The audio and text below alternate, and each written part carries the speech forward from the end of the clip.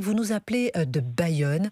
Votre père, vous, est Oui, d'origine bonjour. italienne. Bonjour, mon cher Philippe. Il est Oui, tout à d'origine fait. italienne, un peu comme Laurent Jacobelli. Personne n'est parfait. Hein. Je vous taquine, Oui. mon cher Laurent Jacobelli. Et je vous taquine, mon cher Philippe. Et alors, comment vous voulez réagir, vous, Philippe, vous qui nous appelez de Bayonne avec votre Eh père qui bien, est enfin, moi, d'origine italienne? juste, oui, mon père est né à l'île d'Elbe, comme je disais à votre collègue au standard. Au Bon, standard. à l'âge de 9 ans, il s'est retrouvé, ou 6 ans, pardon, il s'est retrouvé en France. Il a dû très vite apprendre le français. Ça n'a pas été évident pour lui et ses frères et sœurs, parce que, bon, effectivement, à l'époque, c'était bon, tout ce qu'on appelait les macaronis, tout ça, c'était pas sympa. Mhm. Mais bon, il s'est intégré. Il a fait une carrière honorable dans le secteur privé. Tous ses enfants se sont intégrés. Ils ont tous eu la chance d'avoir un travail. Ils sont, enfin bon, ils sont français à 100%. Mhm. Comme je disais à votre collègue, effectivement, quand comment dire, l'équipe de foot d'Italie perd un match, bon bah forcément il est déçu. Mhm. Voilà, il est d'autant plus déçu que là je pense que ça fait 3 fois qu'ils vont pas pouvoir participer à la Coupe du Monde. Mais bon, mon père on, est va, on va parler foot d'ailleurs tout à l'heure. Ok, et, ouais, mais- et 100% français. Mhm. Il revendique, il est français. Il s'est fait naturaliser. Je crois à 35 ans, 30. Ouais, pour que justement nous, on n'ait pas enfin pour qu'il ait des enfants dont le père était Mhm. français. Moi, ça m'a Mhm. permis également parce que moi j'ai fait 29 ans dans la marine. Si Mhm. mon père avait été étranger, je pense que Respect. j'aurais pas pu rentrer dans la marine. Mhm. Ce que le président Macron a évoqué, ouais, il devrait pas. C'est des paroles. Pourtant, j'allais dire, j'ai voté pour lui à la première présidentielle. Vous avez le droit. Mais oui, j'avais le droit, mais il doit pas tenir les propos qu'il a tenus là. On Il est ne doit pas soit tenir les 100% propos. Et vous français. dites, mon cher Philippe, qu'il ne fait que diviser. C'est ça.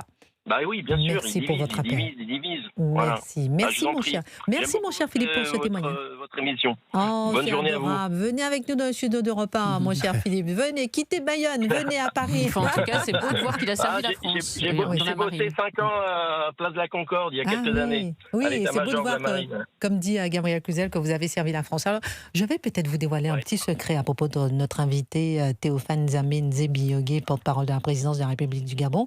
Votre père a fait Saint-Cyr. Oui, l'école navale de Cherbourg aussi. Et Respect. il a été formé, il était militaire, colonel de la marine nationale, d'ailleurs. Et oui, il a fait l'école navale, Cherbourg, il a Vive fait la Saint-Cyr. France. Vive la France. Et c'est un héritage qu'il a naturellement rapporté avec lui au Gabon. Vive la France. Merci beaucoup. Yann, vous nous appelez des Pyrénées-Orientales. Bonjour Yann. Oui, bonjour Christine, bonjour tout le monde. Oui, Bonjour, bonjour. Yann. Alors vous, non seulement vous êtes choqué par rapport au propos du président de la République, mais vous dites qu'il a en plus donné 23 milliards.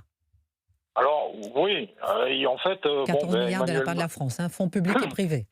Voilà, donc, Emmanuel Macron, il est à lui-même, médiocre. Chacun son avis, bon. Bon, enfin, je pense que si vous faites un sondage, tout le monde sera de mon avis. Non, pas Enfin, tous, pas tous. Beaucoup, beaucoup. Selon les sondages, en tout cas, beaucoup. Mais j'entends bien ce que après, vous c'est de dites. la psychologie. Moi, je peux rien pour eux, je suis pas psychologue. Mais, il donne de l'argent Mhm, à tout le monde. mhm. Alors, à l'Afrique, alors on ne sait pas tout, parce que il est allé à Andorre, il est allé à Chypre, il a voyagé aigu, et on ne sait pas, en gros, ce qu'il donne. Mhm, mhm, Il donne de l'argent, mhm. il dit des bêtises, Mhm. parce que sur le coup de la binationalité, pour un président d'un pays, et quel que soit le pays, il représente un pays, entre guillemets, un peuple, avec toutes ses origines, qui est uni sous un drapeau. Et sur ce drapeau, ça consiste aussi à réunir des gens pour défendre ce pays qui se bat pour son pays et son drapeau. Mhm. Comment voulez-vous unir des gens qui peuvent revendiquer plusieurs nationalités et leur dire « Allez défendre votre pays, prenez le drapeau bleu, blanc, rouge, et en avant, c'est parti, là, le pays est en danger, c'est le moment de le défendre ». Le Merci gars qui est beaucoup. binational, qu'est-ce qu'il va faire ? Mhm. Merci beaucoup pour votre remarque judicieuse, mon cher Yann, qui avait appelé, c'est bien Yann, hein, on est bien avec Yann, qui avait appelé Oui. des Pyrénées-Orientales. Merci beaucoup pour votre remarque. On marque une pause, on revient.